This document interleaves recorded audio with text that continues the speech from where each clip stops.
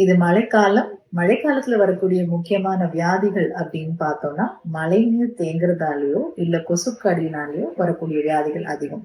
அதுல ஒண்ணு chikungunya and dengue, ஃபீவரோட ஜாயிண்ட் பெயின் இருக்கக்கூடியது. இத தவிர கன்டாமினேட்டட் வாட்டரோ இல்ல ஃபுட்டோ சாப்பிடும்போது டைஃபாய்ட் போன்ற காய்ச்சலும் வரலாம்.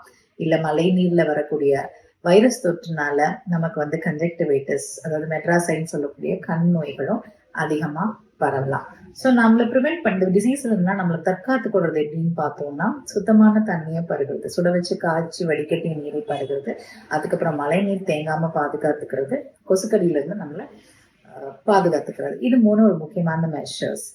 ஸோ இந்த மாதிரி அக்யூட் கம்ப்ளைண்ட்ஸ் வரும் போதும் சிறப்பான ஒரு மருத்துவ முறையா ஹோமியோபதி இருக்கு. டெஃபினட்டா டெங்குக்கோ இல்லைன்னா சிக்கன் குனியாவுக்கோ எந்த விதமான பக்க விளைவும் இல்லாம சேஃபா ஹோமியோபதி மெடிசன்ஸ் எடுத்துக்கலாம். இது தவிர வேற என்ன டிசீசஸ் மழை சீசன்ல அதிகமாகும் அப்படின்னு பார்த்தோம்னா, ஏற்கனவே அலர்ஜிக் சைனோசைட்டிஸ் இருக்கிறவங்க, பிளஸ் மூட்டு வலி இருக்கிறவங்களுக்கு எல்லாருக்குமே இந்த மழை காலத்துல தொந்தரவுகள் அதிகமாகும். அதுக்கும் தக்க முறையில ஹோமியோபதி சிகிச்சை எடுத்துக்கலாம்.